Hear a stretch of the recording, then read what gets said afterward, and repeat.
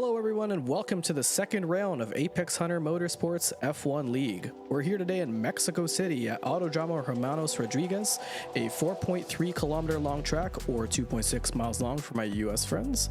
A 3 DRS zone track, and we're going to kick things off by watching the pole position time by Justin Carrizosa.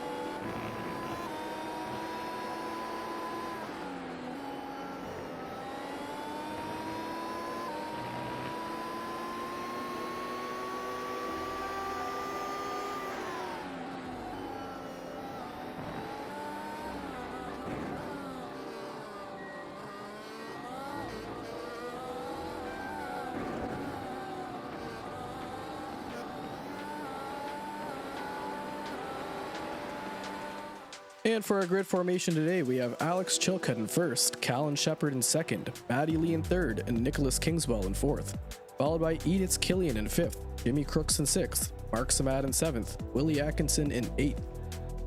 Followed, we have Brock Morris in ninth, Gage Donahue in 10th, James Haskell in 11th, Jasper Grothies in 12th, followed by Alec Hinchcliffe in 13th, Zed Marino 14th, Bao Kang Wu in 15th, and Peter Sonny in 16th. And we have Leon Flukeiger in 17th, Jeffrey Lawler in 18th, Brian McGough in 19th, and Justin Carrizosa in 20th, starting from the pits. And for tire strategy, we're looking at a 53 lap race here, strategy 1 starting on the mediums and strategy 2 starting on the softs. And as we look toward the start of our race here, we see Alex Chilcutt getting away really well with Callan Shepard right beside him. Just a reminder that Justin Carrizosa is starting from the pit lane, although he did get pole position. Now, Mexico does have one of the longest straights in the whole F1 calendar, and as we get to the first braking zone, it is a very hard braking zone here. A lot of the drivers hitting about 100% brake pressure, so that is going to be a key throughout the whole race here. And as we do see everyone getting away really well through that first couple corners here, we enter the second part of the straight here. This is a DRS zone, but no DRS is activated just yet. And as we're on board with Maddie Lee, and we see Jasper Grothies beside him getting hit by Mark Samad and causing carnage through this part of the track, and that is a multi-car pileup.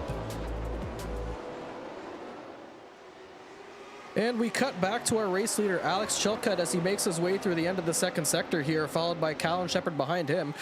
We did see 5-6 cars getting away pretty unscathed, so let's see how the rest of this lap unfolds.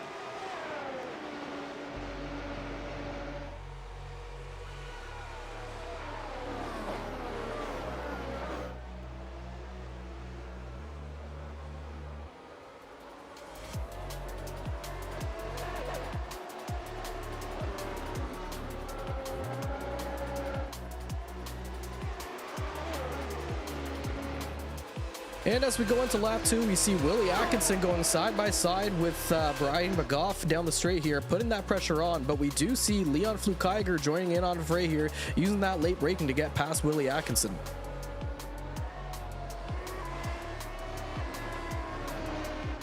And as we're on board now with Edith Killian, who is on the soft tire, and he's gutting down Jimmy Crooks right now, who started on the mediums. No DRS was open right now for Killian, but he is gaining, and he is going alongside Jimmy Crooks, and he does use late braking to get past with those soft tires, and it also allows Nicholas Kingswell to get pretty close behind Crooks too. Crooks now under pressure from Nicholas Kingswell, who does get that DRS open, and as they race down the main straight, it looks like Nicholas Kingswell is well ahead of Jimmy Crooks, and he does make his way past the first couple of corners here pretty well, but it looks like he does get a little squirrely on that exit as he does touch the curb, which allows Crooks to get pretty close behind him, and let's see if he has enough to just make it past, and it looks like no. Kingswell does hang on to that position. On board now with Justin Carrizosa as he is chasing down Matty Lee into the second DRS section of this track, and it looks like Lee is defending the inside but moves toward the outside, which does allow Carrizosa to steam on by. McGough catches Sonny through the S's of this track, as we do see Sonny going a little bit slowly through here, which allows McGough to get by. Luke Iger showing great pace on those hard tires as he gets them lit up, and he does get DRS down this main straight here as he is trying to catch Mark Samad. And let's see, he does get that DRS open. As we get to the breaking point of this corner, we do see Luke Iger just make his way through down the inside. Crooks under pressure from Justin Carrizosa, who does have that DRS wide open down the main straight here, as we do see them both going side by side into the braking zone, still side by side into turn 1 and turn 2, but it looks like Crooks just gives them the space to get by. On board with Jeffrey Lawler as he is chasing down Matty Lee. Now he is going to get that DRS open as we see that rear wing opening up, and it looks like he is getting a massive amount of speed down that main straight, and he does look like he's about to make that move well before the turn. Edith Killian under pressure from Nicholas Kingswell in the battle for third place, as we do see Kingswell getting that rear wing open. Edith Killian is on the inside trying to defend while Nicholas steams down the outside trying to overtake him around the long way, and we do see Killian doing well to defend against him. On board with Crooks as he exits the pits, but Leon Flukiger does get past him. But it looks like Crooks is on those soft tires, so once he gets those up to temperature, he will have a massive pace advantage. And as we enter the braking zone of this corner, we do see Crooks just lock up a little bit, which allows Mark Samat to get past him. On board with Killian now, still P3, but he is getting pressure from Justin Carrizosa right behind him, and he does have that rear wing open as we see Carrizosa juke toward the outside and into T1. Both of them are dangerously close side by side, still side by side through turn 2, but Killian just has to give the room and does get a little squirrely upon exit, which allows Kingswell to get up close beside him and got DRS open as well. We do see Kingswell trying to defend, and he does take the position into the corner. Following the battle last lap, Jeffrey Lawler does manage to catch up to Edith Killian, and he does get that rear wing open as we do see him steam down the inside of Killian into turn 1, and he does manage to keep the position. Lawler making his way through the field, trying to catch Nicholas Kingswell for P4 in this race as Kingswell moves down the inside to defend, while Lawler with that rear wing open has enough speed to take the position.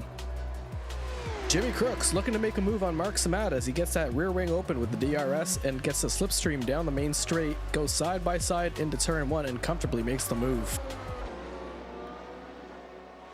Brock Morris following Willie Atkinson with that DRS open down the main straight, gaining a lot of speed on Willie, and he looks to make a late lunge down the inside into T1, and Willie Atkinson gives him the space for the move.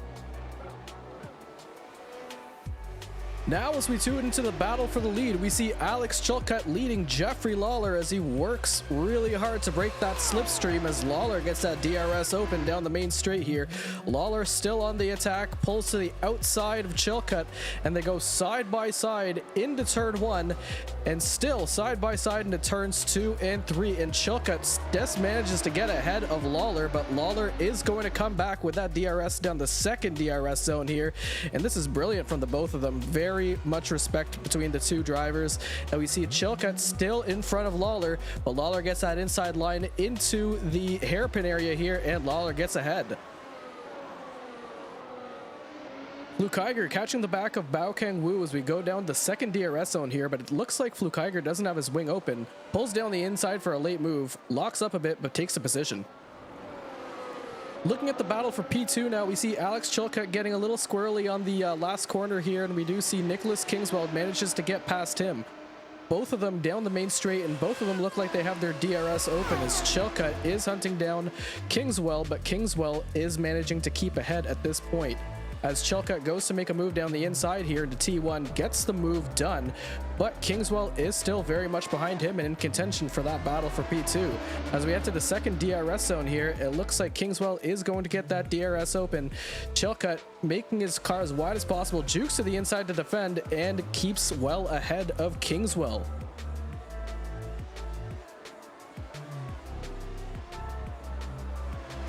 Samad looking to make a move on Jimmy Crooks here, as he does have that DRS open down the main straight, and as we head into the braking zone for turn 1, looks like both of them are going side by side into the corner, but Samad just gives him the room to stay ahead.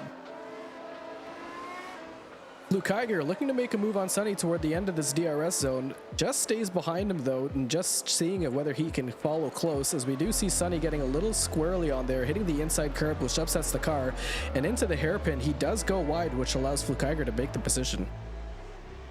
Edith Killian, through the penultimate corners of this track, finds himself in an awkward situation as he gets on throttle a little early, which allows the rears to kick out, and as he mounts that raised sausage curb, works to re-enter the track here, which allows Seb Marino to close the gap and come through and take the position.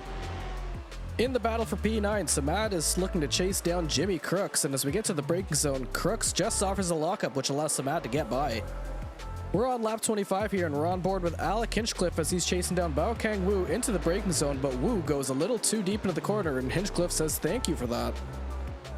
Killian looking to make a move down Seb Marino on this second DRS zone here as he steams down the inside of the braking zone and gets it done.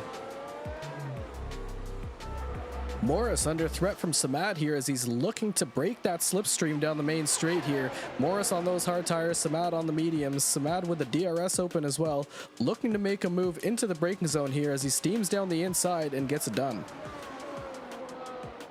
And in the stadium section of the track here, you see Samad and Crooks come together just a little bit of damage between them, and it looks like Crooks takes the position but ultimately gives it back to Samad later on in the lap.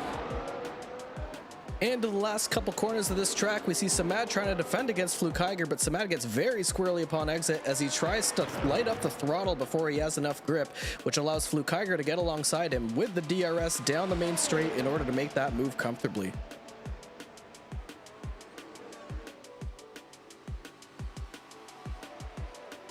And with the last lap battle here for P6, we have Marino hunting down Killian, and looks like Killian's trying to break that slipstream by weaving down the straight here. Pretty sure the stewards are going to have to look at that. You can't really weave on these straights. You can only make one defensive move, but Killian does manage to stay ahead into turn 1, but Seb's still very close behind him into turns 2 and 3 here. Seb on those soft tires as well is going to have a chance down the second DRS zone. Might be a little too far back, but let's see how this unfolds as he does catch up to him pretty quickly here and into the braking zone. Seb just gets a little too deep and taps Killian, unfortunately. And as we catch up with our race leader, rounding the last corner of this track, Jeffrey Lawler goes on to take the win here at Mexico. Close behind him, we have Justin Carrizosa getting very squirrely through the last corner, takes P2, and Callan Shepard manages to make P3. A hard-fought battle here at the Mexican GP sees Jeffrey Lawler taking P1 in this race, followed behind him by Justin Carrizosa in B2. P3 we have Callan Shepard, in P4 we have Alex Chilcutt, P5 Nicholas Kingswell, P6 Edith Killian, P7 Brian McGough, P8 Sebastian Marino, P9 Leon Fluke Iger, P10 Mark Samad, P11 Jimmy Crooks, P12 Alec Hinchcliffe, P13 KH Donahue, P14 Bao Kang Wu, P15 Willie Atkinson, P16 Brock Morris, and a P17 Jasper Van Groeest. In 18th we have Maddie Lee, 19th we have Peter Sunny, and in 20th we have James Haskell. Thanks everyone for tuning in, and we'll see you next week at Sebring.